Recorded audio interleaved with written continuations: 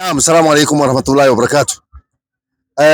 Tuko katika viwanjani vya Jacaranda katikati ya jiji la Nairobi, na tuko hapa tunaongea na wananchi wetu wa Kenya, watu wa dini mbalimbali.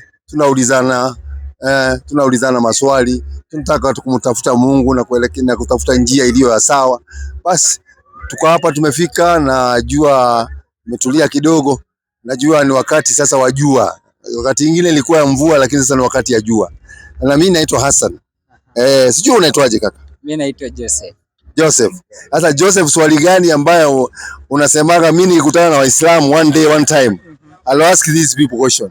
Pengine unaogopa kuuliza, lakini leo you have the chance. You can ask any question about Islam, concerning Islam. Uzuri yetu, makosa yetu. Ukituambia makosa tutajirekebisha tu. Tutajirekebisha kwa sababu sisi ni wanadamu na hakuna wanadamu wakosei. So unatuambia hapa pia mnaendaga wrong. Hapa mnafanya makosa hii. Hebu niambie. Swali la kwanza ni gani? Swali la kwanza ni hiyo ya manabii. Yes. Ukana uhakika gani wote walikuwa Waislamu? Ni vitabu yetu imesema walikuwa Waislamu. Sio mimi. Mimi ningesema mimi, wangesema mimi ni mambo ya kujiwekelea.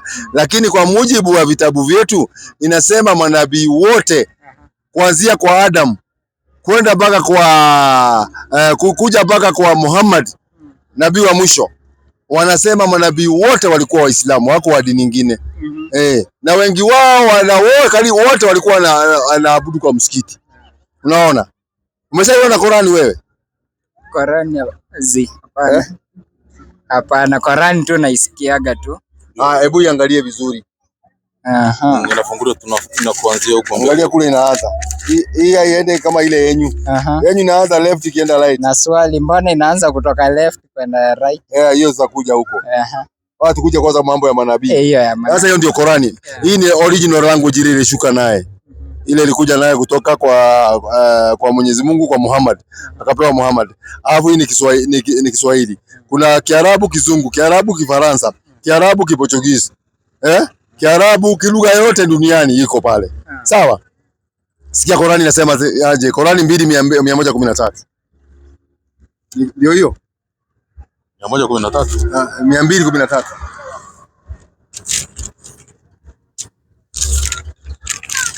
2:213. Sikia Qur'ani vile inasema.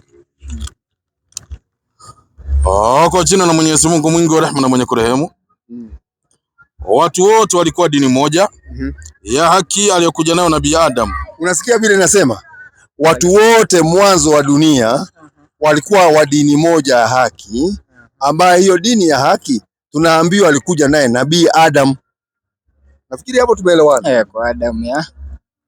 Watu wote walikuwa wa dini moja aliyokuja naye Nabii Adam. Hiyo dini ya haki ni dini gani? Hapo si ndio tunaangalia? Ama sivyo? Hapo. Kwa Qur'ani tu. Mimi nakuendelea na kila Qur'ani tu. Sitaki nitoe mambo wa kichwa. Hebu sikia. Haya, 3:19 Qur'ani. 3:19 Al-Karim. Kwa jina ama usome ama ubadilishe leo. 30.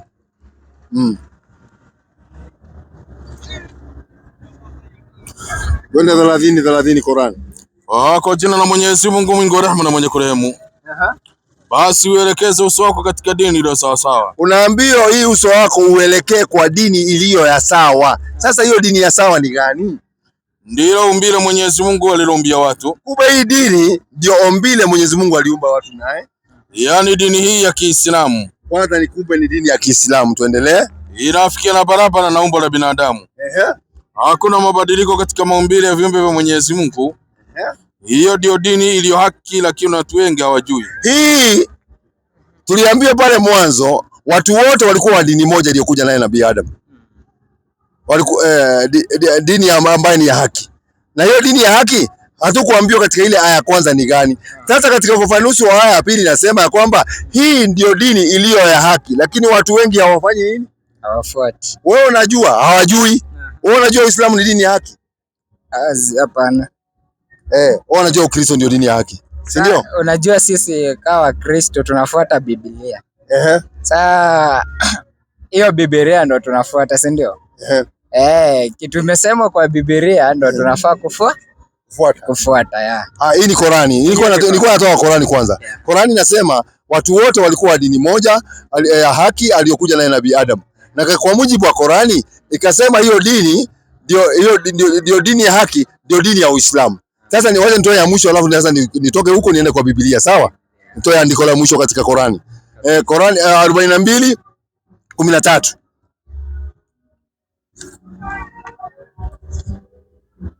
Ndio naona tunasemaga hata Yesu huyu ambaye mnasemaga ni wenyu. Ndio tunashangaa na nyinyi mnang'ang'ania ndugu yetu Muislamu. Mnang'ang'ania ndugu yetu Muislamu. Sisi tunaonaga shida sana na nyinyi. Mnang'ang'ania ndugu yetu kwa nini? Na yeye alikuwa Muislamu na alikuwa anaenda msikiti kama sisi. Yesu hajai kanyanyaza. Hakuna nabii ameshaenda kanisani. Kanisa zilikuja baada ya Yesu kuondoka. Ndio lilikuja kanisa na kina Paulo ndio wamelete. Soma. Inasema kwa jina la Mwenyezi Mungu mwingi wa rehema na mwenye kurehemu. Amekupeni sheria ya dini ile ile aliyomuhusia Nuhu. Angalia, tunaambiwa tumepewa sheria ya dini ile ile. Hii dini ile ile ilikuwa ya Nuhu ni gani? Na tuliokufunulia wewe Nabii Muhammad. Na wewe Muhammad, hiyo dini ambayo ilikuwa Nuhu ndio dini yako. Na tuliohusia Ibrahimu. Na hiyo dini ya kumbe dini ndio hiyo ya Ibrahimu. Na Musa. Na Isa ambaye ni Yesu. Kwamba simamisheni dini wala msifarakiane kwayo. Unaona Qur'ani imeweka mambo bayana. Inasema dini ilikuwa na Nuhu, dini ilikuwa na Ibrahimu, dini ilikuwa na Musa, na dini ilikuwa na Isa ambaye ni Yesu. Ndio dini ako ndani yake Nabii Muhammad sallallahu alaihi wasallam ambaye ni dini ya Uislamu. Funga hiyo Qur'ani sasa. Unataka Biblia. Sasa Biblia nayo inasemaje? Hii dini ya Uislamu. Unajua Waislamu wanashinda wakituambia hapa ati wanabii wote walikuwa Waislamu. Biblia yetu haijasema hiyo maneno. Hebu tuangalie kama imesema. Kama imesema tufuate. Ni kweli? Tufuate kabisa. Kama hakuna tuache. Sasa tunaangalia moja kwa moja. Mimi sikuandika Biblia, ni kweli? Ni kweli. Waislamu wanaandika Biblia? Hapana. Biblia zinaandikwa na Wakristo na tena wanatuambia wanakuwa wameongozwa na Roho nani? Roho Mtakatifu. Roho Mtakatifu hawezi ongea uongo. Si ndio? Kwa hivyo waandishi wanaongea ukweli ambaye wamefunuliwa na Roho Mtakatifu. Si ni kweli? Kabisa. Haya. Naomba unitolee kitabu cha Matendo ya Mitume 15:21. Inasemaje mwalimu wangu? Kwa maana tangu zamani za kale tunaambiwa wakati ya zamani sana. Musa anao watu wahubiriwa mambo yake. Katika kila mji husomwa kila Sabato katika masinagogi. Kumbe Musa habari yake ukitaka kuipata katika kila mji walikuwa wanaenda kwa manyumba inaitwaje? Sinagogi. Huo ni Musa. Twende kwa Yesu sasa ambaye ndio kiongozi wenyu ambaye mnasema ndio mnafuata sana. Tumsikie naye pia alikuwa anaenda wapi. Hii ni 14 kitabu cha Luka. Yesu akarudi kwa nguvu za Roho. Yesu akarudi. Huo ni Yesu sasa. Tumetoka kwa Musa sasa ni Yesu. Tumepewa habari ya Musa. Akaenda Galilaya. Habari zake zikaenea katika nchi zote za kando kando. Naye alikuwa akifundisha katika masinagogi yao akitukuzwa na watu wote. Tunaambiwa Yesu kwanza alikuwa anafundisha katika masinagogi akitukuzwa na watu wote. Endelea, maliza. Akitukuzwa na watu wote. Tuendelee, maliza 16. Nishamaliza. Umesoma? Umemaliza? Okay. Kumbe Yesu naye tunaambiwa naye alikuwa anafundisha katika nyumba zinaitwaje? Bado ni sinagogi. Na Musa alikuwa anaenda wapi? Ni sinagogi. Mimi sinagogi sijui ni nini, wewe unajua? Sinagogi. Mimi sijui, ni language ya huko Middle East. Sina habari. Pia mimi sijui. Hata wewe huna habari. Sasa kwa sababu sisi wote tumelemewa, hatujui, lazima tuulize hawa waandishi hawa wa Biblia. Kwa sababu neno ikikushinda walikuwa wameweka dictionary nyuma ya Biblia. Yaani maelezo ya maneno mazito. Yaani kama neno ni ngumu inawekwa nyuma ya Biblia. Ina maelezo yake inaandikwa, hata hapo naona imeandikwa maelezo ya maneno. Si ni kweli? Sasa tuangalie, hebu angalia mwalimu wangu kama utapata neno sinagogi. Sinagogi ni nini? Sinagogi. Hebu soma mwenyewe. Msikiti wa Wayahudi. Msikiti wa Wayahudi. Imesema haijasema? Imesema. Msikiti ya watu gani? Wayahudi. Kumbe Wayahudi walijenga nyumba inaitwaje? Sinagogi. Ambayo kwa tafsiri wale waliandika Biblia za kwanza wakatuletea hapa Kenya. Wakatuambia ukiona neno sinagogi unjue ni nini? Ni kanisa wa. Rudia tena. Ni msikiti wa Wayahudi. Na wale wanaoenda msikitini ni watu wa dini gani? Waislamu. Na Yesu na Musa walikuwa wanaenda wapi? Kwa sinagogi. Ambaye ni nini? Ni msikiti. Kumbe walikuwa wa dini gani? Kwa dini. Ni Waislamu kweli. Si ate, si ni kweli. Mimi sijatoa bahari nyingine. Na msikiti haukuwa Wayahudi peke yake wakati ya Yesu. Msikiti ilikuwa mingi. Kila kabila walikuwa wanajenga msikiti yao. 6-9 Matendo ya Mitume. Msikiti ilikuwa ni watu wengi. Kwa mfano mimi ni msafiri wa kutoka Mount Kenya. Sawa? Kule kwetu Murang'a, pande za Murang'a na huku tukitengeneza msikiti. Hii msikiti itakuwa ni ya watu gani? Kwa sababu ni Wakikuyu wako huko peke yao. Ni msikiti ya watu gani? Wakikuyu si ndio? Lakini dini yao itakuwa ni gani? Waislamu sasa. Kwa sababu wanaenda wapi? Kwa msikiti. Wayahudi nao wakajenga msikiti. Yesu alipokuja naye akaenda wapi? Akaenda kwa. Ikawa ni msikiti ya watu gani? Wayahudi. Si ni kweli? Sikia msikiti mingine katika Biblia. Lakini baadhi ya watu wa sinagogi linaitwa sinagogi la Mahuru. Angalia, kuna msikiti mwingine ilikuwa inaitwa la Mahuru na la Wakirene. Wakirene pia walikuwa na msikiti yao. Na la Iskendaria. Iskendaria walikuwa na msikiti yao. Na wale watu wa Kilikia. Na wa Kilikia. Na Asia. Watu wa Asia pia walikuwa, msikiti ilikuwa mingi. Kila kabila walikuwa wanajenga msikiti yao. Unaona sasa? Ndio nikasema hii dini ambayo mnakataa ndio dini ilikuwa ya watu wote, na ndio naona Yesu ako msikitini, na ukitaka kujua mtu muangalie na mitendo yake, si ni kweli? Si ni vitendo ndio zinasema? Kwa mfano, kwa mfano, sisi tukiabudu tunaabudu kama tunaenda chini. Si unajua vile sisi tunaabudu Waislamu? Tunajua? Hiyo kitendo ya kuweka uso kwa mchanga, yani kuweka hii paja la uso kwa mchanga, ni kitendo cha watu gani? Ni watu gani wanafanya duniani hiyo kitendo? Hiyo ni Waislamu. Automatically. Hiyo hata upingi. Kabisa. Sasa nyinyi mmeamrishwa na Biblia mfanye hivyo hivyo, lakini mlikataa. Biblia. Niwaambia hivyo mkakataa. Na ngoja kidogo. Kwa Biblia. Unashangaa? Sijaisikia hapo. Hebu nianze na wana wa Israeli kwanza. Wana wa Israeli walikuwa wameamrishwa namna gani na Mungu? Nyakati wa pili 7:3, 2 Chronicles 7:3. Sikia vizuri. Ninyi ndio mlikataa. Sisi tumekubali kila kitu. Alafu ningewaambia mzee Ali, nipatie mkeka iko hapo nyuma. 7:3. Soma mwalimu. 7:3 wakatazama na wana wa Israeli wote. Nataka uangalie andiko kama limeandikwa ama halijaandikwa. Uangalie limeandikwa aje. Unajua watu wanaweza kusema sisi tumeandika, kama jamaa mwingine anamwambia hii ni Biblia yenu. Sisi yetu ni nyinyi, ni zenyu. Sisi tunasoma kitabu kinaitwa Korani. Wacha mkeka ikuje hapa. Alafu nikuonyeshe sasa. Kuonyesha. Leta mwalimu. Wakatazama na Waisraeli wote. Hiyo tunasoma ni andiko Nyakati wa pili 7:3 ama 2 Chronicles 7:3. Wana wa Israeli kuna kitendo walifanya wakiwa wote pamoja. Wakatazama na Waisraeli wote. Uliposhuka ule moto. Utukufu wa Bwana ulipokuwa hapo juu ya nyumba. Wakasujudu kifulifuli hata nchi sakafuni. Angalia, wakasujudu. Nini najua maana ya kusujudu? Kusujudu kuomba ama. Ndio naona utaona sasa, ndio utajua saa hii. Wakasujudu kifulifuli hata inchi wakamwabudu Bwana. Kumbe kusujudu ni kuweka uso wapi? Wapi?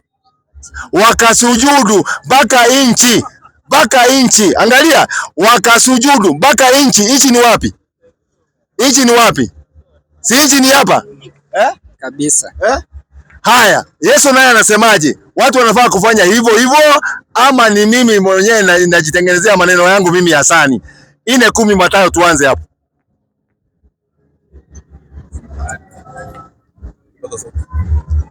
Hii Biblia ya Kiswahili. Na ya Kizungu inasema, ya Kizungu pia inasema the same thing. And they fell on their faces to the ground and prayed. Soma hiyo 4:10 Mathayo. Inasema mwalimu wangu.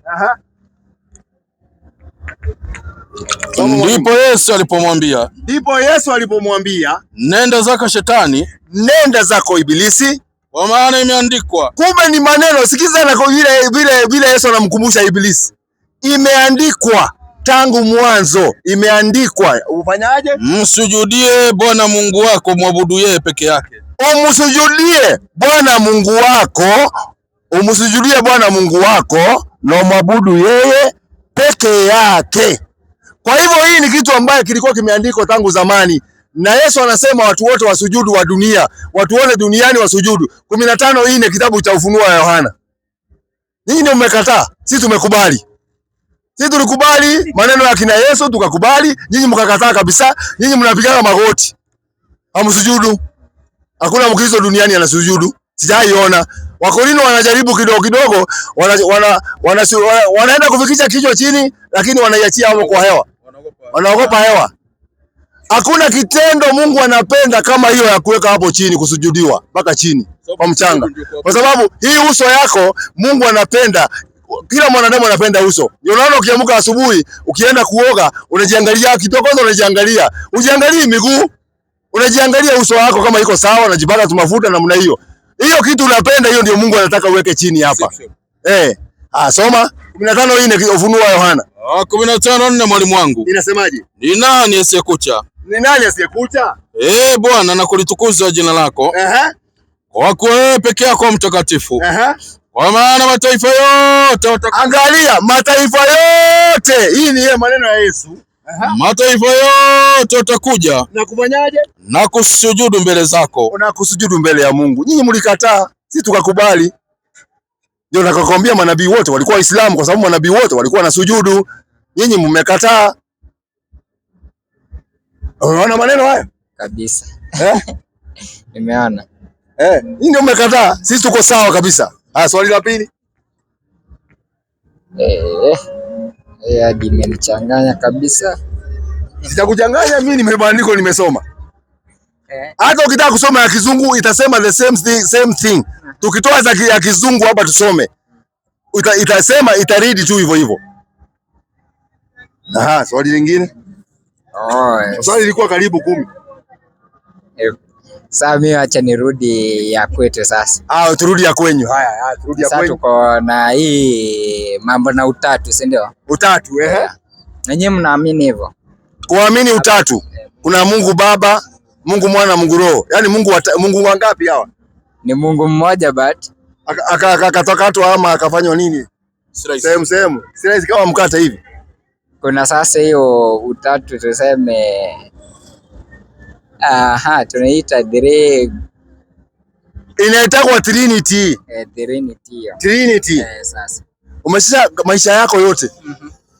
Tangu uzaliwe na waanze kusoma Biblia.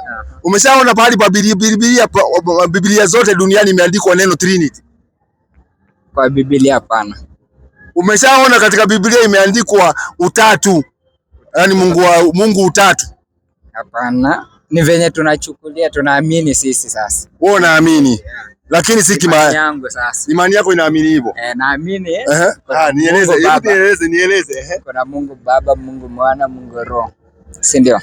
Kuna Mungu Baba, huyo ni Mungu. Si ndio? Ni Mungu Na kuna Mungu Baba na Mungu Mwana na Mungu Roho. Mungu ngapi? 1 + 1 + 1 + 1. Ukienda shule mwalimu akwambie 1 + 1 + 1 utasema ni ngapi? 1 + 1 + 1. Sio ni 1 + 1 + 1 3. Kumbe Mungu ni wangapi? Watatu. Na ukiambiwa mwalimu wanaoga hivyo. Tukiona si Mungu akona mwana, si ndio? Mwana wake Yesu Kristo. Tumalize kwanza hii, wacha mambo ya mwana, tutakuja kwa mwana. Tumalize hii ya Mungu. Ndio hiyo sasa nakuambia vile anakuja anakuwa Mungu. Sasa tunapata kuna Yesu.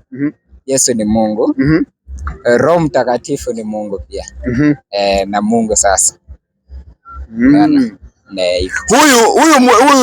Huyu Mungu Mwana aliumbwa na nani? Aliumbwa tuseme ni mwana wa Mungu, hivyo aliumbwa na Mungu. Mungu anazaa? Mungu anazaa. Anazaa? Ana uwezo. Ana uwezo wa kuzaa? Kwani Mungu ni jinsia gani? Kwani Mungu akona gender? Ni wa jinsia, Mungu ana jinsia gani? Hatujaambiwa gender yake. Wanaozaa ni jinsia gani? Ya kike.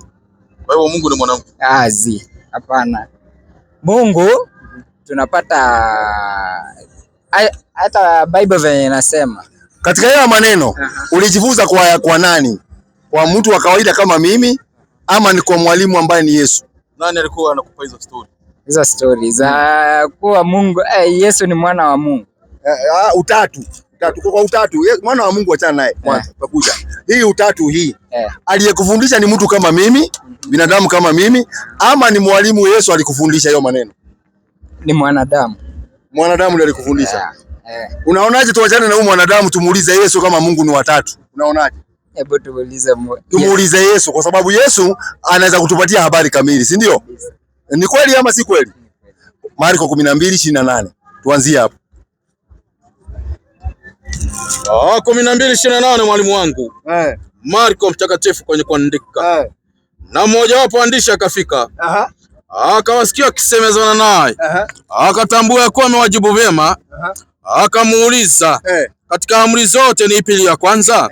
Yesu akamjibu, ya kwanza ndio hii. Sikiza, Yesu huyo mwandishi aliuliza, walihojiana na Yesu. Akauliza amri ya kwanza ni gani? Akamwambia aje? Sikia Israeli. Sikieni nyinyi wa Israeli. Bwana Mungu wetu ni Bwana mmoja. Kumbe Yesu anafundisha Mungu ni ngapi? Ni mmoja. Hapa yeye iko ndani. Kwa hiyo statement kwanza. Ako ndani? Hapana. Na umetuambia ni ngapi? Na wewe umesema ni wako wangapi? Umesema ni watatu. Watatu. Tuamini wewe au Yesu? Sasa tutaamini yeye ama wewe? Wacha tuendelee na ushahidi. Tuendelee na ushahidi kwanza. Tumalize ushahidi kwanza, alafu sasa utaleta hiyo maoni, sio? Haya, 5:44 kitabu cha Yohana. 5:44 inasema mwalimu. Mimi nadili tu na Yesu tu. Yeye cha Yesu tueleze Yesu Mungu ni watatu, ni wawili ama ni wangapi? Inasema mwezaje kuamini? Ninyi mnapokeana utukufu ninyi kwa ninyi. Na utukufu ule utokao kwa Mungu. Aliye wa pekee hamutafuti. Yesu anasema Mungu ni wa nini? Wa pekee. Ukisema wa pekee kuna mwingine? Hapana. Kwa hivyo Yesu anatambua Mungu ni wa pekee? Ni wa pekee. Kwa sababu yeye sio nani? Sio Mungu. 20:17 Yohana. Azia 1. 17. Azia 1 twende mpaka 3. Maneno haya aliyasema Yesu. Maneno haya aliyesema Yesu. Akainua macho yake kuelekea mbinguni. Akisema, Baba, saa imekwisha kufika. Mtukuze mwanao ili mwana wako naye akutukuze wewe. Kama vile ulivyompa mamlaka juu ya wote wenye mwili. Ili kwamba wote waliompa awape uzima wa milele. Na uzima wa milele ndio huu. Sikia. Yesu anasema if you want eternal life, ama kama unataka kwenda paradiso, anatoa sharti hapa kali sana. Na hiyo sharti kama hutaifuata basi utakosa uzima wa milele. Anasemaje? Wakujue wewe Mungu wa pekee wa kweli. Wakujue wewe. Hebu sikia statement ya Yesu. Very nice statement. Wakujue wewe Mungu wa pekee na wa kweli. Na nani? Na Yesu Kristo uliyemtuma. Kumbe Yesu bado anazidi kutufundisha Mungu ni wa pekee? Wa pekee. Na ni wa kweli. Na Yesu alitumwa na nani? Na Mungu. Kumbe kuna Mungu na kuna nani? Kuna Yesu. Mpaka kufikia hapo tumeelewana? Kabisa. Tumalizie ya mwisho. Natoa ya mwisho sasa. Hiyo Yohana tu. Hata sijatoka kwa Yohana, jaenda kwa kitabu kingine 20:17 Yohana. Yesu akamwambia, usinishike. Maana sijapaa kwenda kwa Baba. Lakini nenda kwa ndugu zangu kawaambie. Waambiaje? Ninapaa kwenda kwa Baba yangu. Naye ni Baba yenu. Yesu anaambia wale watu ya kwamba anaenda kwa Baba yake. Baba yake ndio Baba Baba yetu. Endelea. Kwa Mungu wangu. Mungu wa nani? Wa Yesu. Kumbe Yesu ako na Mungu wa? Mungu wake. Haya, Mungu wa Yesu tumsikie. Tuendelee. Haya. Turudie hiyo andiko tena kwa sababu endelee.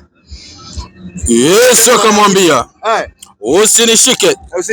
Kwa maana sijapaa kwenda kwa Baba. Lakini nenda kwa ndugu zangu kawaambie. Ninapaa kwenda kwa Baba yangu naye ni Baba yenu. Kwa Mungu wangu naye ni Mungu wenu. Umeona hiyo maneno? Kwa hivyo katika mafundisho yote ya Yesu alifundisha Mungu ni ngapi? Hii ya utatu wacha nikufundisha kidogo. Labda wewe usomi sana na ukaangalia vitu. Mambo ya utatu ililetwa na Waroma. Waroma ndio walileta mambo ya Mungu Baba, Mungu Mwana, Roho Mtakatifu. Na ndio naona ndio wanasema kwa jina la Baba, la Mwana na Roho Mtakatifu. Na pia wanasemaga hata katika maombi yao, wengi wao wanasemaga katika ile sala ya Maria, wanasemaga Mariamu mama ya nani? Mama Yesu. Mama ya Mungu. Wewe wajui. Wewe si Katoliki, wewe ukajua. Hawa ndio walileta mambo ya utatu. Ukisoma katika historia inaeleza vizuri sana vile walileta hiyo mambo ya utatu. Kusema Mungu ni watatu, kuweka uchukua Yesu akamwekea cheo cha Mungu, wakachukua Roho Mtakatifu akamwekea cheo cha Mungu. Umeelewa mpaka hapo? Hiyo swali umeelewa? Nimeelewa. Lakini hapo sasa nilikuwa nakwambia venye mimi naamini. Unaona bila Yesu, bila Roho Mtakatifu huwezi fika kwa Mungu, unaona? Wapi huko? Kwa andiko lipi? Kwa andiko gani? Kwanza Yesu kuna andiko hata sikumbuki na nasema mimi ndio yeye ndo njia ya kufika kwa Baba, unaona? 14:6 msomee. Tutakusaidia tu, sisi hatuna shida, hatuna wivu. Unaona sasa. Hatuna wivu. Na ukopesha tu lakini utanilipa baadaye. 18:6 nasema. Si umeomba deni. Sasa deni ndio hiyo. Yesu akamwambia, mimi ndimi njia na kweli na uzima. Mtu haji kwa Baba ila kwa njia ya mimi. Ndio hiyo. Hiyo. Inamaanisha sasa unaona uwezi without nani huyo Jesus. Alikuwa anaambia watu gani? Alikuwa anaambia si hivyo ni kina sisi yes. Wewe uko hapo? Tuko hapo. Katika wale walikuwa naambiwa? Kwa juu tunafuata Yesu. Mimi naona kama huyuko ni kujiingiza tu. Kivipi? 19:10 kitabu cha Luka. Umejiingiza tu. Unajipendekeza tu hapo. Hakuna hapo. Watu wengi wamejiingiza duniani, wamejaa millions of people wamejiingiza pale na hawamo. Leo nikupe siri leo. 19:10. Ndio nikuuliza kabla ya somo. 19:10 kitabu cha Luka.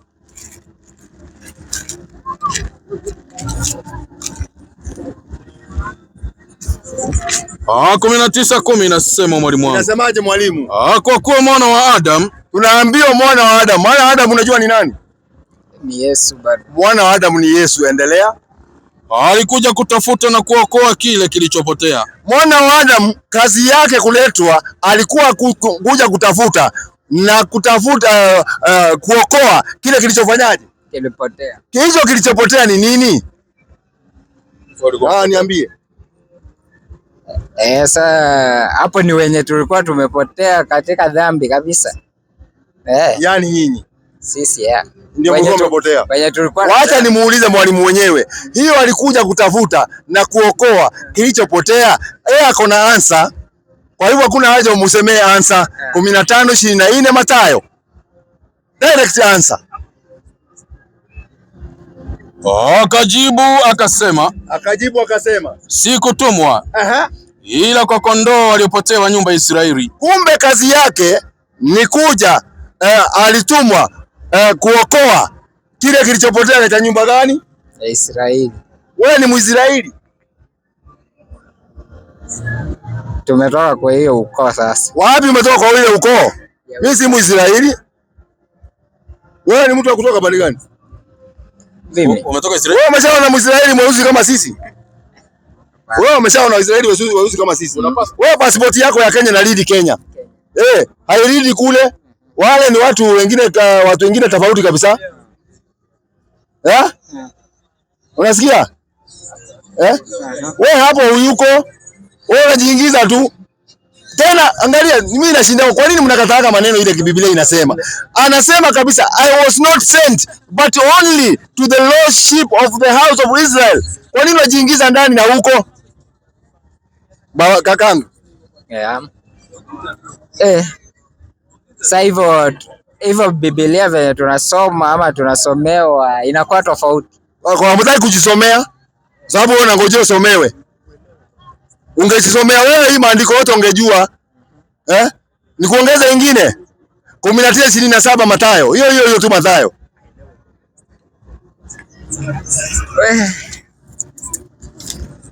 19:27 mwalimu wangu. Ndipo Petro akajibu akamwambia. Mwambiaje? Tazama, sisi tumeacha vyote tukakufuata. Tutapata nini basi? Hawa ni Petro. Petro anamuuliza Yesu, mimi hapa duniani tumeacha mambo kazi zetu tukakufuata wewe. Nini tutapata wewe? Yesu akawaambia, Amin nawaambia ya kwamba ninyi mnifuata mimi katika ulimwengu mpya atakapoketi mwana wa Adamu katika kiti cha utukufu wake, ninyi nanyi mtaketi katika viti 12 mkiwahukumu kabila 12 za Israeli. Kumbe kazi yake msiku wa mwisho atakuwa kihukumu kabila 10 na ngapi? 12. Yako iko hapo Ya Israeli hapo. Wewe ni Mwisraeli? Hapa. Wewe si Mwisraeli. Wewe hapo huyumo kabisa. Unajiingiza pahali ambaye haumo.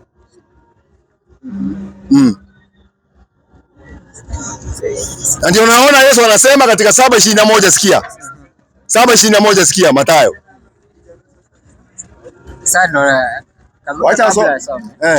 Na nikuulize, sura umesema mimi si Mwisraeli. Na kuna pali tulisoma tukasema hii dini ya Uislamu ilikuja kwa Wayahudi, si ndio? Ama ilikuja kwa watu wote? Wayahudi kwanza, si ndio? Qur'ani inasema imetumwa kuanzia kwa Adam. Ni tulisoma Qur'ani vizuri. Umesema ukipata hii ilikuwa Qur'an.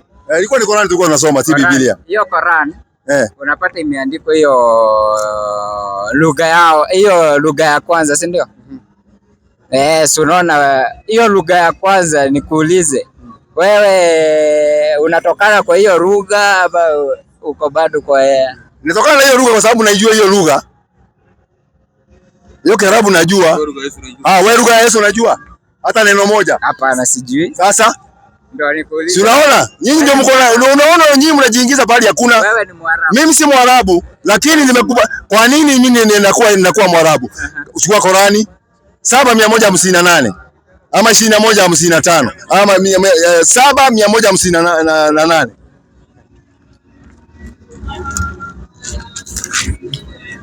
Kwa jina la Mwenyezi Mungu mwingi wa rehema na mwenye kurehemu. Sema.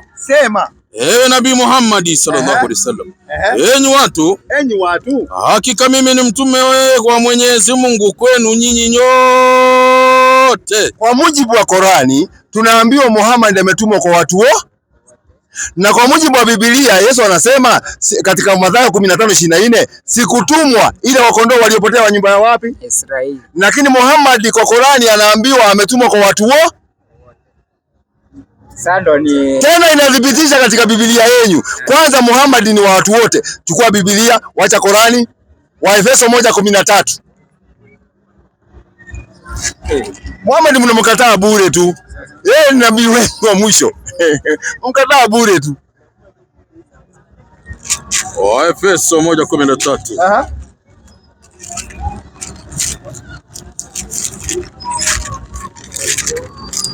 Inasema mwalimu wangu. Naomba uangalie. Usijame ati imesomwa kitu kile ambayo hujui. Nanyi pia katika huyo mmekwisha kulisikia neno la kweli. Habari njema za wokovu wenu. Kuna habari ya wokovu inaletwa. Tena mmekwisha kumwamini yeye na kutiwa muhuri na Roho yule wa ahadi aliye mtakatifu. Ndiye aliye arabuni ya urithi wetu. Kumbe huo Roho analeta wokovu. Anatoka nchi gani? Waarabu. Arabuni hapo. Imeandikwa ijaandikwa. Nataka uangalie tu hiki kitabu. Si hatujaandika hiki kitabu. Nyinyi tu mmeandika. Imeandikwaje? Ndiye aliye arabuni ya urithi. Kumbe huyo Roho analeta wokovu. Anatoka wapi? Waarabuni. Na katika watu ambao unajua duniani walileta wokovu duniani, mmoja wao ni nani? Wokovu kutoka Waarabuni. Waarabuni. Alitoka Waarabuni nani? Ule ambaye alikuja peke yake Mwarabu nani? Mwarabu ni nasikia ni huyo Muhammad. Na Biblia inasema huyo wa kuleta wokovu anatoka wapi? Waarabu. Sasa mnamkataa bure tu. Swali lingine una haya mwisho? Ni mbili. Ilikuwa 11 ile nimekutajia hapa. kwenda Maka, wanawake wengi, unachona maji, nilikuwa nimekutajia zote Soma. 3:11. Luka. Akawajibu akiwaambia, mwenye kanzu mbili, na Biblia inasema ukiwa na kanzu mbili na mpe asiye na kanzu. Unajua kanzu? Kanzu ndio. Ni kama gani? Kama hiyo umevalia. Na Biblia inaniambia nikiwa na kanzu mbili nipatie ule hana nini? Kanzu. Unaonaje nikupe moja? Mimi niko na mingi. Kanzu, nianze kuvaa kanzu. Si Biblia imesema nikupe kanzu. Yesu ndiye amesema. Ni Biblia inasema nikupe kanzu, sio mimi. Naambia kama una kanzu nikupatie nini? Kanzu. Uko tayari nikupe kama unafuata Biblia ili kulingana vile inasema? Hapo nitafikiria kwanza. Utafikiria kwanza. Wapi yule rafiki? Tu anaenda kuabudu. Kuabudu nani? Mungu. Yesu alikuwa anaenda kanisani? Yesu alienda kanisani. Kwa andiko gani? Wacha nikwambie. Wacha tuanze sasa. Tuendelee baba. Tuendelee, iko sawa? Haya, sawa. Nitoe tu, hakuna shida. Unataka kutoa yako? Biblia iko hapo, iko hapa. Lakini kwa sababu hutaki hiyo, toa yako. Toa yako. Kwa majina mimi naitwa Hassan. Na unaitwa nani? Austin Opio. Opio. Asante sana. Wacha ninakuambia, wacha. Akidhamone hata. Wewe mwaga bio. Ongea tu nikishika hivi. Wacha nikuambie kitu. Mavazi ni mavazi vile mtu anaweza kuvaa. Nani alisema hiyo maneno? Kitu ambacho tunaangalia matendo ambayo tuko nayo. Mimi naweza vaa nguo nitembee hata ni nguo refu. Nitembee nayo mahali penye watu wako, lakini matendo ambayo ninayoyafanya haikaribii Mungu. Kwa hivyo mwanamke akivaa uchi haina makosa. Si eti haina makosa, iko na makosa, lakini mostly people wanaangalia mavazi ya watu. Imani na ngoja kidogo. Mungu alikuwa anaongelea. Anasema eti mtoke hapa. Yesu Kristo anasema muende mjivae vile Yesu Kristo anavaa. Unaona? Yesu Kristo alikuwa anavaa namna gani? Ngoja kidogo. Tuanzie hapo. Usiende mbali. Huo Yesu Kristo alikuwa anavaa namna gani? Yesu Kristo alikuwa anavaa vile alikuwa waambie watu wanataka kusikia. Alikuwa anavaa kanzu. Kama watu gani? Si eti kama watu gani? Nauliza tu. Si kama sisi binadamu. Sisi tuna follow Yesu vile alikuwa anafanya. Sasa watu gani wanafuata Yesu? Hata mimi naweza vaa kanzu. Unavaa kanzu. Alafu ngoja kidogo. Alafu baada ya kuvaa kanzu, alikuwa anaenda kuabudu wapi? Si kanisani. Kanisani. Kwa andiko gani? Bwana ni Luke. Wacha ni Luke ngapi? Hello. Mchungaji anakusumbua. Kwanza mwambie mchungaji kwanza wakati unini kwanza.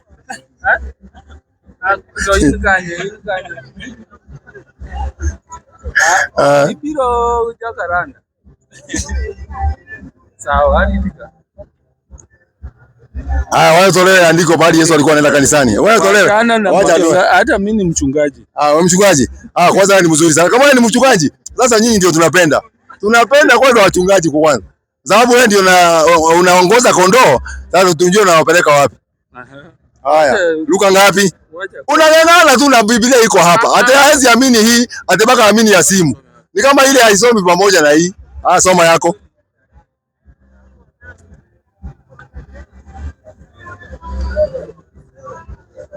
Wacha kusoma zangu. Wacha toe wewe mwalimu. Muache kabisa. Muache polepole tu atoe polepole andiko lake. Amesema Yesu alikuwa anaenda kanisani. Na anataka atoe leo. Anadhibitishia sisi leo kwamba Yesu alikuwa anaenda kanisani. Ndio nataka tuone. Ngapi isomwe? Wacha tunasoma. Tunakuja hapo. Niambie ni ngapi? Lazima watu wajue ni tunasoma kitabu gani. Sema ni kitabu fulani, tunasoma kutoka mstari fulani mpaka mstari fulani. Luke chapter 2 verse 41 to 52. 41? Mimi nitasoma hapa pia. Soma Luka. Soma hii yako. Tunataka kudili na yako. Hii wachana naye. Tunataka kusoma hii yako. Luke chapter 2 verse 41. Wacha nisome yangu. Soma. Na msikiza vizuri. Hii nini ndiye inanisumbua hapa? Wewe una nini? Biblia ndio hii kaka. Hebu fungua hapo, mimi pia ninafungua yangu. Muda mrefu bwana. Fungua. Sisi tunasubiri usome kaka. Ndiye ninasema soma kwanza. Anasema soma Luka 2:41 mpaka 52. Haya, soma. Mwalimu kusoma yeye ataenda tu kabisa. Inasema basi wazee wake huenda Yerusalemu kila mwaka. Wakati wa sikukuu ya Pasaka. Naye alipopata umri wake miaka 12, walipanda kama ilivyokuwa desturi ya sikukuu. Na walipokwisha kuzitimiza siku wakarudi kwao. Yule mtoto Yesu alibaki nyuma huko Yerusalemu. Na wazee wake walikuwa hawana habari. Nao wakadhani ya kuwa yumo katika msafara. Wakaenenda mwendo wa kutwa.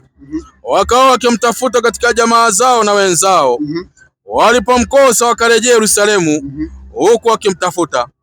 Ikawa baada ya siku 3 wakamuona hekaluni ameketi katikati ya walimu akiwasikiliza na kuwauliza maswali. Muacha hapo. Aliketi wapi? Hekaluni. Hekaluni wapi? Hekalu ni nini? Hekalu ni wapi? Hekalu ni nini? Hekalu ni kanisa kwa wapi? Kwa Kizungu inaitwaje? Temple. Si ni temple? Temple. Temple inafanyika nini katika hekalu? Ibada gani inaendelea katika hekalu? Si ni kuhubiri, kuimba ni taratibu tu, pole tu. Usiongee na jazba. Usibadilishe. Mimi sibadilishi. Ngoja kidogo. Wacha nikuulize swali. Hekalu ni nini kwa hekalu ni nini? Naangalia Biblia. Mimi nakujibu na Biblia. Ameuliza hekalu ni nini? Jamani, mimi acha nimjibu na Biblia. 11:1 kitabu cha Ufunuo wa Yohana. Nikapewa mwanzi kama fimbo. Nikapewa mwanzi kama fimbo. Na mmoja akaniambia, inuka ukalipime hekalu la Mungu. Inuka ukalipime hekalu la Mungu. Na madhabahu. Na hao wasujuduo humo. Katika hekalu. Je, wewe unajua kusujudu? Ngoja kidogo. Taratibu. Taratibu tu. Nauliza hivi. Wacha nikuulize swali. Uliza tu. Wacha nikuambie. Uliza tu. Mimi nimetoa andiko, umeniuliza. Contradictions, unasikia? Unaona kusujudu, umejua kuomba. Nini maana ya kusujudu? Wacha nikwambie. Siwaambie watu. Kuomba it is a different way. Mimi naweza enda kuomba ninaweza kuenda kwa nyumba yangu ninaomba Mungu. Si Mungu atanisikiza. Angalia, hatuongezungumzi kuomba. Hata sisi, angalia, kuomba unaweza omba hata kama unatembea kwa barabara, unaweza omba hata kama umekaa chini, uambie Mungu shida yako, yani ukipali popote. Lakini neno tunaulizana hapa. Angalia, niangalie baba. Neno tunaulizana. Biblia imesema na hao wasujuduo humo. Nini maana ya kusujudu? Kusujudu ni kuomba. Ama una hakika? Si ni kuomba. Unaonaje tuulize Biblia? Bwana hivi. Wewe tuulize.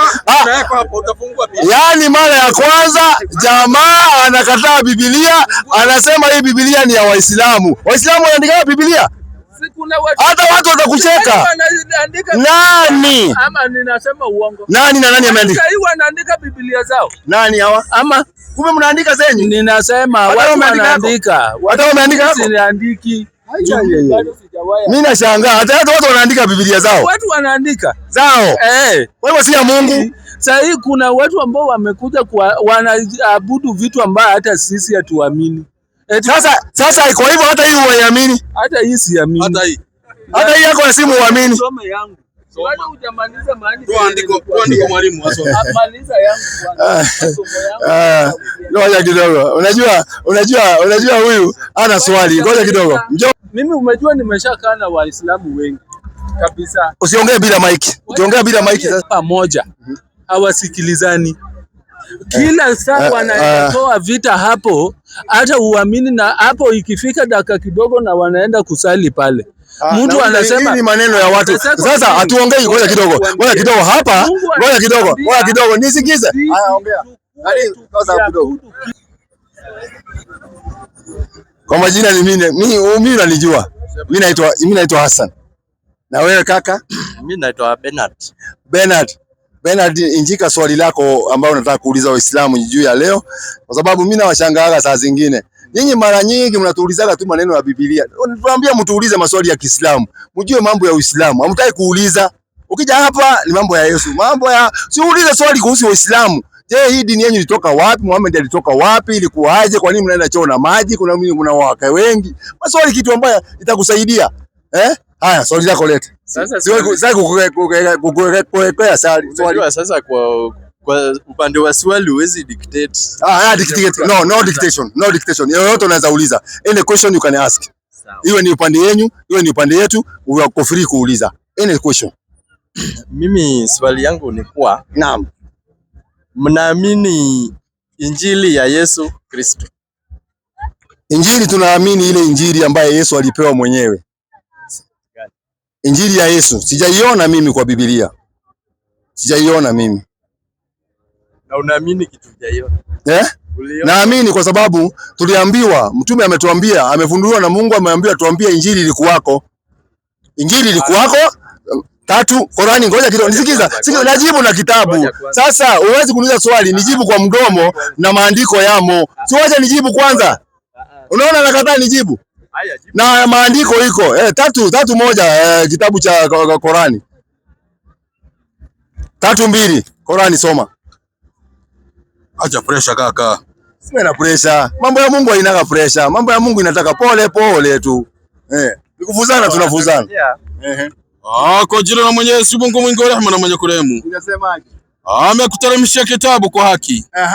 Kinachosadikisha yaliyokuwa kabla yake na kinachosadikisha yaliyokuwa kabla yake. Na aliteremsha Taurati na Injili. Unasikia? Hayo maliza. Zamani. Unasikia? Ameteremsha kitabu kwa haki na aliteremsha Taurati na Injili zamani. Kwa hivyo kitabu yetu tumeambiwa Nabii Isa alikuwa na kitabu chake kinaitwa Injili. Tumeelewana mpaka hapo? Tuendelee. Mike ni yako. Sijasikia kitu hapo. Hujasikia kitu? Swali yangu ni. Unasikia anasema hajasikia. Masikio yuko hapo. Haya tuendelee. Gospel ya Yesu. Hakuna kitabu kinaitwa gospel Yesu alipewa. Kitabu aliyopewa Yesu kinaitwa Injili. Gospel ni lugha ambayo wazungu wameweka. Jina la kitabu inaitwa Injili na ninaweza kurudia tena katika Biblia katika Marko 11:14. Injili haibadiliki. Injili haibadiliki. Jina la vitabu za Mungu hazibadiliki. Sikuchanganyi. Iko hivi, nadhani nimesoma katika Quran hakuna ministry, gospel ministry ya Jesus Christ. Hakuna. Hakuna mambo yani injili ya Yesu Kristo katika Korani haiko. Ni maneno tunaelezwa maneno aliyofanya Yesu ama ilikuwaje habari zake. Mtume Muhammad ameelezwa na Mungu. Ndani ya Korani ameelezwa habari ya Yesu vile alifanya ilikuwaje na alizaliwa vipi, imeelezwa katika Korani. Kitu imeelezwa hapo ni mahali alizaliwa. Hivyo tu venye alizaliwa. Wewe injili ya Yesu iko wapi? Unayo. Injili ya Yesu. Unayo wewe injili ya Yesu? Tuko na gospel books yenye inaelezea. Si hizi inaelezea injili ya Yesu iko wapi ile ilipewa na Mungu. Yesu hana kitabu chake. Ati hana kitabu. 12:14 ni Marko 12:14 ama ni 1:14? Moja. Acha niulize Biblia. Wewe unasema hana kitabu chake. Watu tusikie kama kitabu iko. Watu msikie. Wewe huwezi kumsemea. Wewe wacha ajisemee mwenyewe. Tutapata ukweli. 1:14 Marko. Hata baada ya wale kutiwa gerezani, Yesu akaenda Galilaya, akihubiri habari njema ya Mungu, akisema wakati umetimia na ufalme wa Mungu umekaribia.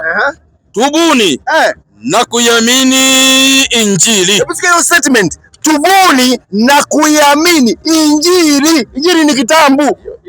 Ni kitabu cha Yesu. Hiyo kitabu iliandikwa na Marko. Iliandikwa na Marko. Marko alikuwa mwanafunzi wa Yesu. Injili ya Yesu Kristo. No, nakuuliza hivi. Nataka hakuna kitabu yenye Yesu aliandika. iliandikwa na watume wake kama Marko, Luke, kuna Mark, Luke, Matthew and John. Ndio tunapata injili ya Yesu Kristo. Katika Biblia kuna injili ngapi? Yesu mwenyewe. Katika Biblia kuna injili ngapi? Watu wasikie, wanataka kuelewa. Katika Biblia injili ni ngapi? Katika Biblia injili ni ziko 4. Injili ziko ngapi? 4. Jameni, nataka tuelewane. Nimemuuliza, tulia kidogo baba, tulia kidogo. Oh, unauliza ile nimesoma? Amesoma Marko 1:14. Ndio amesoma. Marko 1:14. Nimemuuliza na mimi narudia, nataka kila mtu asikie. Amesema injili ziliko ndani ya Biblia ni ngapi? Ni 4. Mnasikia amesema ni ngapi? Amesema ni 4, sawa? Tuende na hesabu yake. Amesema injili ni 4. Injili ya kama alivyoandika Mathayo, kama alivyoandika Marko, kama alivyoandika Luka na kama alivyoandika Yohana. Sasa hebu tuangalie kama kuna injili nyingine ama hakuna. 2:7 wa Galatia.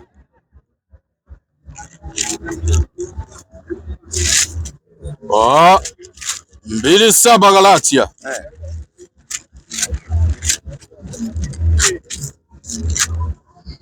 2:7 inasema mwalimu wangu. Inasemaje? Bali kinyume cha hayo. Paulo anasema bali kinyume cha hayo, walipoona ya kwamba nimekabidhiwa injili ya wasiotahiriwa. Kumbe Paulo ako na injili wasiotahiri. Mimi nilikuwa nasema kuhusu. Usikatae. Ni kitu imeandikwa jameni. Mbona unakataa? Unakataa vitabu. Mbona unakataa vitabu? Sisi nimekataa. Injili Paulo anasema, yomaliza hiyo andiko mwalimu. Tunaelezea injili. Bali kinyume cha hayo, walipoona ya kwamba nimekabidhiwa injili ya wasiotahiriwa. Paulo ako na injili ya wasiotahiriwa, endelea. Ama vile Petro ya waliotahiriwa. Na Petro naye ako na injili yake ya wasiotahiriwa. Naongeza ingine ya mwisho, 14:6 kitabu cha Ufunuo. Sasa uniambie ni injili gani ya Yesu katika hizo? 14:6.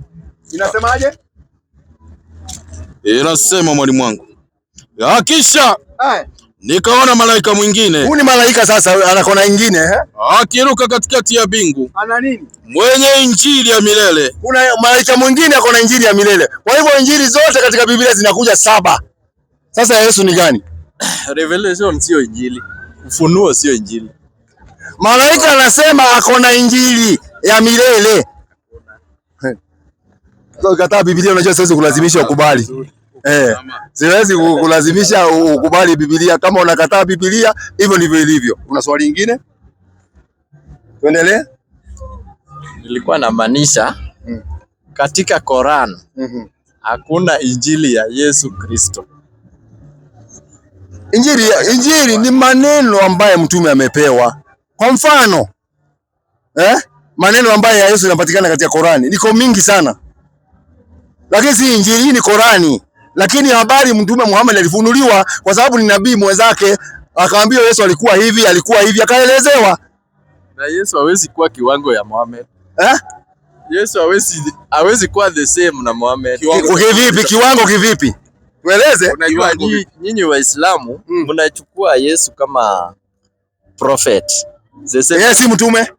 The same as. Nasema Yesu ni mtume, si mtume. Yesu ni mtume. Na sasa kama ni mtume na Muhammad ni mtume, shida iko wapi? Hakuna mwenye anaweza tosana na yeye. Kivipi? Tueleze kivipi? Ana kipi cha ziada labda? Nini cha ziada ako naye ambaye huo nabii mwingine hana? Kitu ya kwanza, Yesu alitoka direct kwa Mungu. Kwani wewe ulitoka wapi? Ngoja nikwambie. Yesu alizaliwa kimiujiza.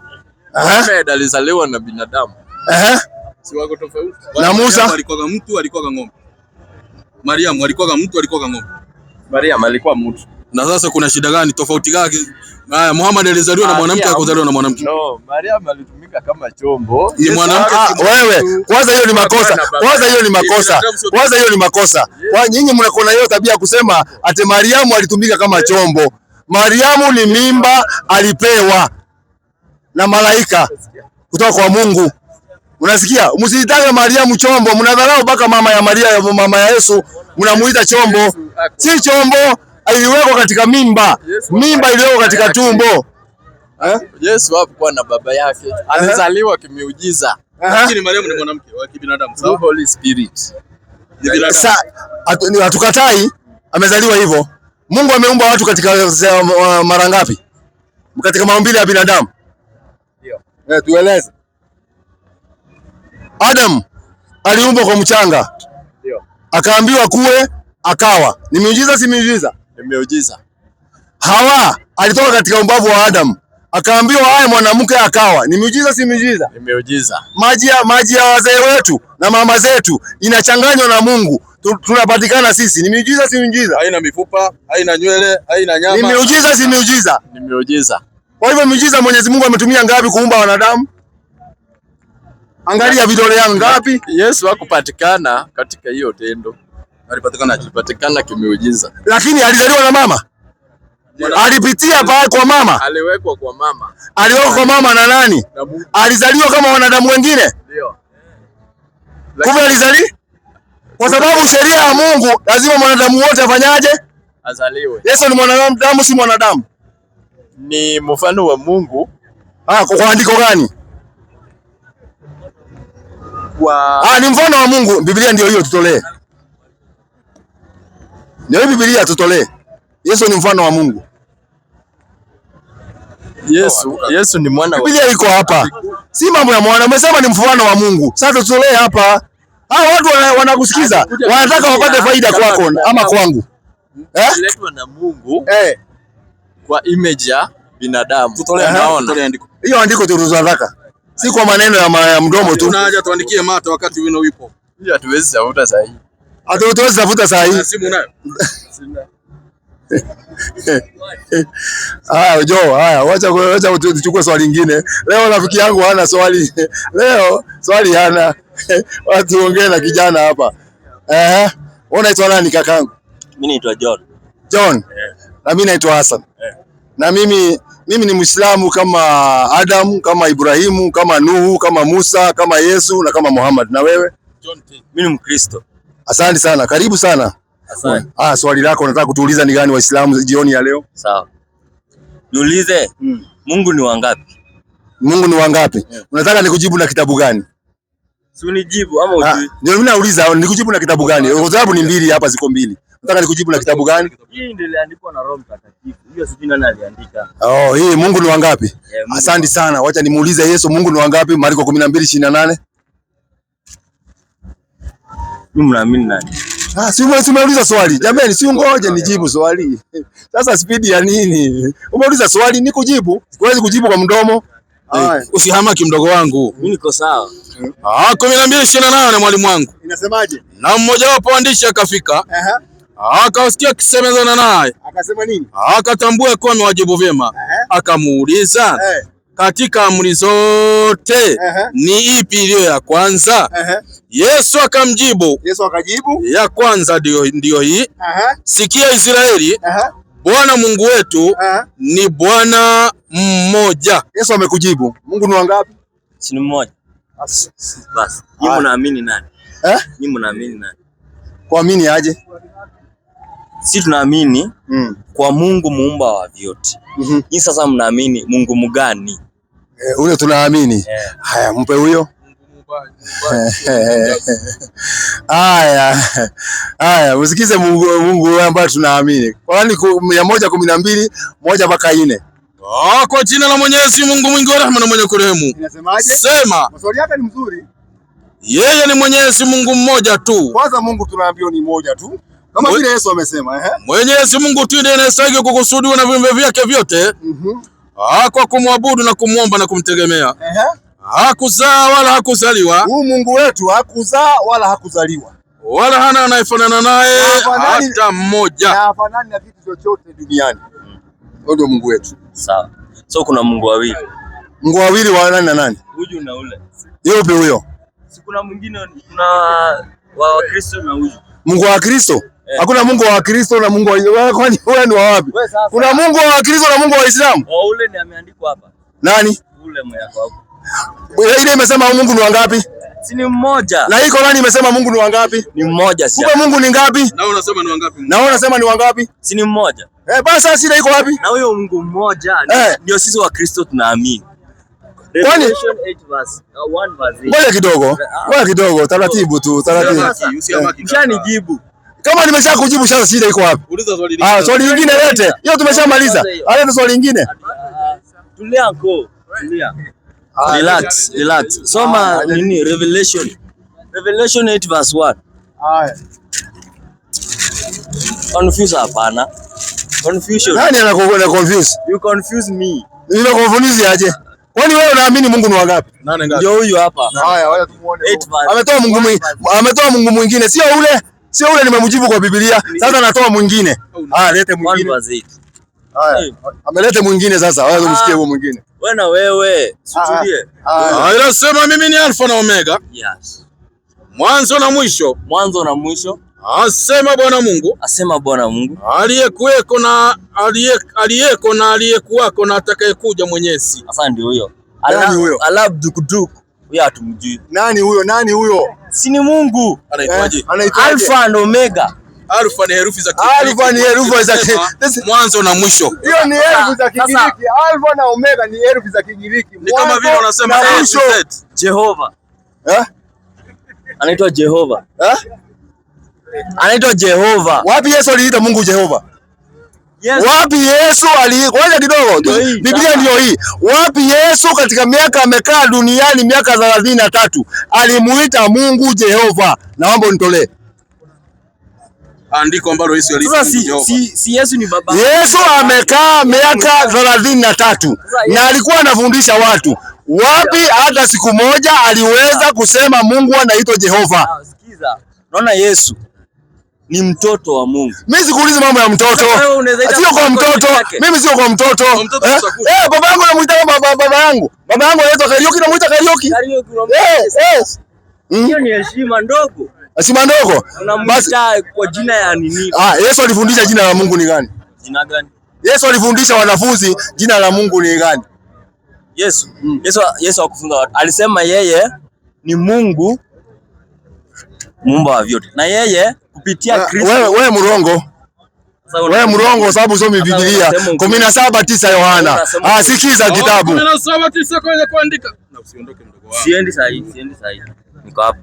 17:9 inasema. Azia 6. Inasema. Jina lako. Nimewadhihirishia watu wale walionipa katika ulimwengu. Yesu anaambia wanafunzi, jina lako wewe Mungu nimewadhihirishia watu wale walionipa katika ulimwengu. Walikuwa wako ukanipa mimi. Kumbe Yesu alipeana jina la nani? Alidhihirisha jina la nani? La Mungu. Alidhihirisha jina gani? Jina lake. Yesu anasema wazi, mimi jina lako Mungu hilo ulinipatia, nimewaambia hawa jina lako. Sasa ni jina gani? Na nyinyi hapana. Si hata sisi hapana. Ni maandiko usomi. Usiondoke kwanza mdogo wangu. Siendi sahihi. Tumalizane hapa kwanza. Kiasi nitauliza swali. Tumaliza kwanza kufanya operation na kuna kaishi hapa. Hakuna haja ya kwamba umemaliza maneno? Vitu vibaki tumbo. Sasa niko na swali. Uliza swali. Hiyo umenijibu. Hata imeni confuse. Wewe unajua confuse wapi? Unasema tuache. Sawa, ngoja. Ukisema tuache tunaacha. Tunaendelea. Acha. Twende. Sasa hii Biblia nani aliwafunza? Nani aliwafunza hii Biblia? Hii nani aliwafunza? Kufunzwa aje? Hii Biblia 6:45. Yohana. Hadi kufunzwa. Hili swali umeuliza? Si swali umeuliza. Wewe ngoja kidogo. Angalieni huyu. Yeye ameniuliza hivi. Hii Biblia nani aliwafu? Na yeye anaamini kitabu gani? Biblia. Sasa mjibu na Biblia 6:45 Yohana. Sikiza maandiko. Imeandikwa katika manabii. Na wote watakuwa wamefundishwa na Mungu. Tumefundishwa na Mungu. Sote ni clear. Mungu gani? Si tulisema ni Mungu mmoja tulisoma. Sasa yenye umefunzwa ni ile si hii. Sasa wewe ukitaka kupinga Biblia pinga. Nyinyi sasa. Haya. Si Mungu mwafunza. Sawa. Mimi naona swali, una maswali, wacha nipatie mtu mwingine swali. Una swali. Una swali lingine? Una swali lingine? Sasa nani anauliza? Ngoja kidogo, nani sasa? Huyu ndio wa kwanza. Usiruke mtu. Usiruke mtu, ende pole pole. Ngoja kidogo. Imeanguka tena. Utauliza tu. Tuendelee. Haya. Kwa majina mimi naitwa Hassan Kariuki. Sijui unaitwaje kaka? Mimi naitwa Evans. Mimi ni Muislamu na wewe? Ni Mkristo. Haya, una swali ungetaka kutuuliza sisi Waislamu? Kabisa. Haya, uliza swali lako. Alafu nilikuwa nataka wakati tunaulizana ama nakuuliza swali, unajua hii huwa mnafika mahali ukiuliza tu ukisema kitu mtu anakubali mnakatia pale. Unajua wewe unakuja kutuwekelea vitu ambavyo sisi hatufanyagi. Naona wewe ni mara yako ya kwanza kuja kuuliza swali katika hii kiwanja. Tulianza kitambo, tumekuwa na watu wengi tunaongea nao. Kwa hivyo usituwekee kitu ambaye sisi hatujafanya. Kuna haja kusingizia mwanadamu kitu ambaye hajafanya. Najaribu kusema basi tujadiliane kwa upendo. Sisi tunakuwa hivyo sisi. Sisi tunakuwa hivyo. Sisi tunakuwa watu pole pole, hatuendagi speed pole pole tu. Kwa sababu neno la Mungu haitaki fujo na inataka pole pole. Ijapokuwa kwa sababu pia muda wa swala pia umekaribia kidogo, umekaribia huko mbali sana. Usione ya kwamba tukikatie pahali kwa sababu tunasema msikitini. Okay, nimeelewa. Naomba unisomee Quran 5:45. 5:45 soma Quran. Hiyo ndio maswali tulikuwa tunataka hiyo. Swali mazuri. Soma 5:45. 47. 5:47 Al-Karim. Swali ya juzi. Kwa jina la Mwenyezi. Kwa jina la Mwenyezi Mungu mwingi wa rehema na mwenye kurehemu. Watu wa Injili wahukumu kwa yale yaliyoteremsha Mwenyezi Mungu ndani yake. Na sio hukumu kwa kufuata yale yaliyoteremsha Mwenyezi Mungu. Basi hao ndio maasi. Niendelee au niendelee? Niingie foto 48. Nisome pia 16:125. Nimesema watu wa Injili ndio walifanya watu ngoja maliza kusoma alafu. Sawa. Watu wa Injili wahukumu na yale yaliyoteremsha Mwenyezi Mungu.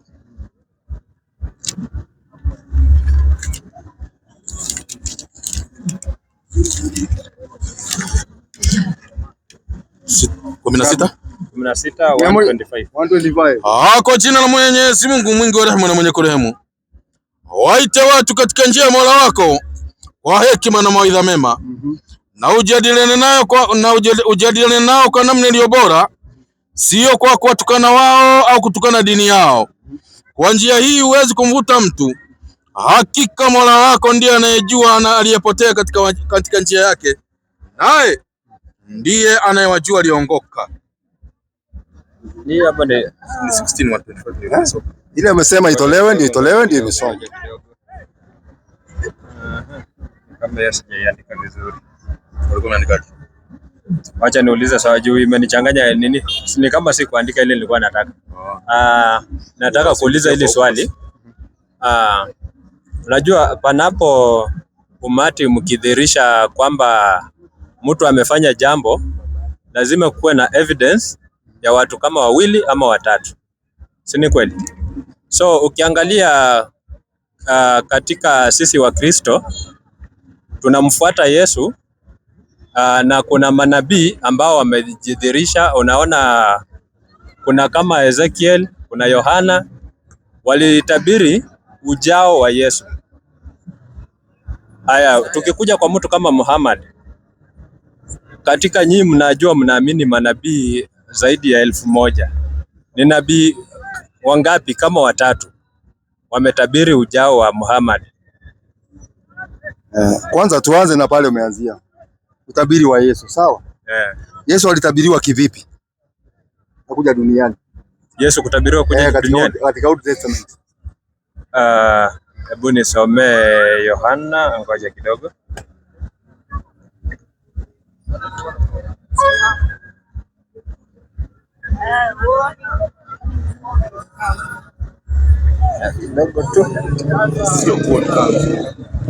Unajua tukienda hivyo tutachelewa sana kwa sababu tunapoteza time mingi katika mambo ya mimi naweza kukusaidia kama una hiyo ya Yesu ya Old Testament na kusaidia tu. Naweza kukusaidia. 5:2 Mika. Wacha nikusaidie tu baada ya kupoteza time. Mika 5:2. Yesu ametabiriwa vipi? 5 mbili Mika. Inasema bali wewe Bethlehem Efrata, Ndio. ule mdogo kwa miongoni mwa elfu za Yuda, kutoka kwako wewe hata nitokee mmoja atakayekuwa mtawala katika Israeli. Kumbe hapa ni huo, ni utabiri automatically ni wa nani? Huku sikiza, ulikuwa kwa simu. Unaona sasa shida ni hiyo. Rudia andiko. Bali wewe Bethlehem Efrata, ule mdogo kwa miongoni mwa elfu za Yuda, kutoka kwako wewe hata nitokee mmoja atakayekuwa mtawala katika Israeli. Unasikia? Wewe Bethlehem. Tunajua Yesu alizaliwa wapi? Haijataja Yesu pale. Haijataja. Lakini wewe utabiri unamlenga nani? Jua haijataja, labda utoe mahali. Kwa hivyo si wa Yesu. Umeuliza swali. Yesu alizaliwa wapi? Yesu alizaliwa wapi? Bethlehem. Na hiyo utabiri, na hii imesema, na hiyo utabiri wa Mika unasema wewe Bethlehem Efrata, wewe ndio mdogo kama katika elfu za Yuda, kutoka kwako atatoka mtawala ambaye atachunga watu wangu nini? Israeli. Kumbe Yesu alizaliwa katika nini? Unajua hapo Bethlehem bado kuna. Okay, basi wewe basi nipe, mimi nimetoa, umekataa hiyo. Basi nipe utabiri wa Yesu ili alitabiriwa vile atakuja kuzaliwa. Kabla tujaenda kwa Muhammad. Vile alitabiriwa, nisome Quran. Tena unauliza kwa Qurani? Na kusomea kitabu ambayo nakubali. Nauliza hivi, unaweza uko kanisani saa hii? Uko kwa kanisa. Ngoja kidogo nataka kukupa hesabu. Kwa hivyo ulikuwa kwa kanisa. Wachungaji wako wale wafuasi wako wakwambia, hebu tuambie utabiri wa Yesu katika kitabu cha Biblia. Utaambia acha nikatafuta Waislamu, nikasome Qurani. Nielewe kidogo. Ndio mimi nakuuliza, mimi nakushangaa. Unajua tuna ubishi kati ya Ukristo na Uislamu. Ubishi uko wapi? Nani yako na ubishi? Wewe ndio labda jameni, umekuta tukiendelea. Umekuwa nasikia ubishi. Unaona shida? Wewe una swali. Huyu kwa kusema kweli hana swali. For sure. There's no question. Sasa kwa sababu huna swali. Yeye alikuwa tuna maoni, hako na swali. Swali una. Nataka mtu yule ako na swali. Hapana, nataka yule mtu yuko na swali. Hapa hakuna cha nini. Sasa utachelewa hapa bure. Shida yako wewe unakaa kuja huko, unakaa mpaka saa zinaisha. Alafu unakuja zakati saa zimeisha. Ngoja niangalie saa. Ni ngapi? Bado ngapi? Iko 31. Dakika 5 hiyo. Dakika 5. Waambie majina yako. Mimi naitwa Michael. Michael, alete hiyo swali. Naona nani amepoteza time yote, afadhali hata ungekuja uulize wewe. Na si uliambia ametangulia. Yes, sasa zinge murusha nje. Hapana. Swali langu ni moja. Sasa leo uko na introduce kwa kijana, umesema wewe ni Muislamu kama nani? Ni mimi nimejiintroduce nikasema mimi ni Muislamu kama Adam, kama Nuhu, kama Ibrahimu na kama Yesu na kama Muhammad. Nimesema hivi. Nipatie nguzo 5 za kukuwa Muislamu. Nipe nguzo 5 ya kukuwa Muislamu. Hakuna nguzo 5 hiyo. Zile 5 za kukuwa Muislamu, si lazima kuna kutamka shahada, si ndio? Unakutamka shahada. Hiyo ni nguzo za Uislamu, sio nguzo za kuwa Muislamu. Sasa hiyo si nguzo za kuwa Muislamu. Hizo 5 zinaitwa nguzo za Kiislamu. Yaani ukishaingia katika Uislamu ndio unafuata. Hizo ni pillars, zinaitwa 5 pillars of Islam. Sawa. Umeelewa vizuri? Lakini kuingia katika Uislamu hakuna nguzo. Hiyo ni wepesi hata ukitaka kuingia saa hiyo ingia. Sawa. Nauliza hii swali. Yesu alikuwa Muislamu. Yesu alikuwa Muislamu kulingana na nyinyi. Yes. Yesu alikuwa Muislamu, Adam alikuwa Muislamu, si ndio? Walihiji. Walienda kuhiji. Walihiji. Walihiji katika zama zao. Kama kwa maandiko kama injili ingekuwa ningekutolea, lakini injili hakuna. Kiaje? Kama ingekuwa injili ya Yesu iko wapi? Tunaulizana hapa iko wapi? Iko wapi? Hiyo ni injili ya watu wengine. Injili kama alivyoandika Mathayo, injili kama alivyoandika Marko. Ya Yesu hakuna. Hakuna. Nitolee injili ya Yesu. Biblia injili ya injili ya Yesu iko wapi? Biblia. Injili. Yesu hakupewa Biblia. Alipewa kitabu kinaitwa Injili. Na nirudie tena hiyo andiko. Guide ya Wakristo ni kitu gani? Dini na guide wa Kristo.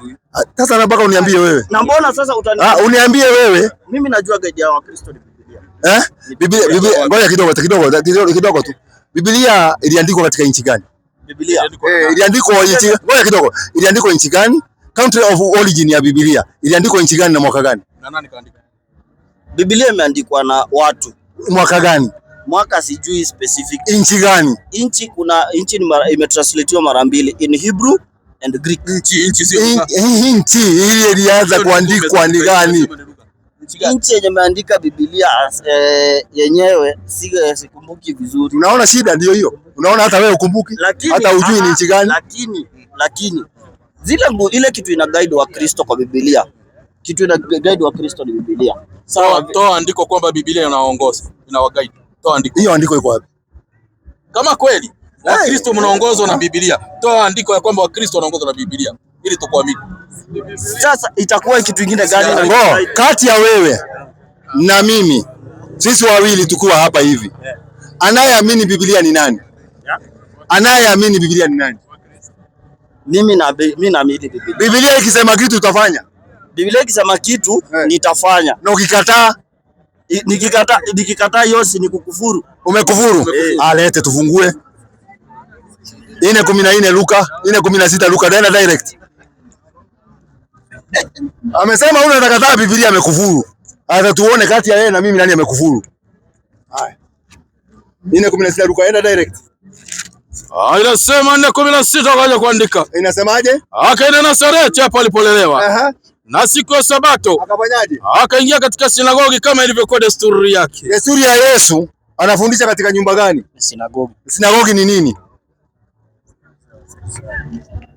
Mimi sikuandika Biblia, mimi ni Muislamu. Sijaandika. Ni nyinyi mmeandika mkiongozwa na Roho wa Mungu. Sinagogi ilikuwa ni mahali pa kwenda kuabudia. Sasa waandishi wa Biblia unawaamini ama uamini? Mimi nawaamini. Walikuwa wanaongozwa na Roho wa nani? Kulingana na Biblia wanasema walikuwa wanaongozwa na Roho Mtakatifu. Wanaweza kosea kitu? Roho. Wanaweza kosea? Roho anaweza kosea? Roho hawezi kosea. Basi fungua nyuma ya Biblia, wameandika maelezo ya maneno. Mimi sijui sinagogi ni nini? Sinagogi msikiti wa Wayahudi. Imeandikwa sinagogi ni msikiti ya nini? Wayahudi. Na iliandikwa na waandishi wa nini? Sio kanisa. Iliandikwa na waandishi wa nini? Wa Biblia. Wakiongozwa na Roho wa nani? Wa Mungu. Wakasema ukiona sinagogi ni msikiti ya watu gani? Wayahudi. Na wanaoenda msikitini ni watu wa dini gani? Wa Kristo. Yeah. Wagani wapi? Wanaoenda msikitini ni watu wa dini gani? Waislamu. Na Yesu alikuwa anaenda wapi? Sinagogi. Ambaye ni nini? Asalamu alaykum wa rahmatullahi wa barakatuh. Kesho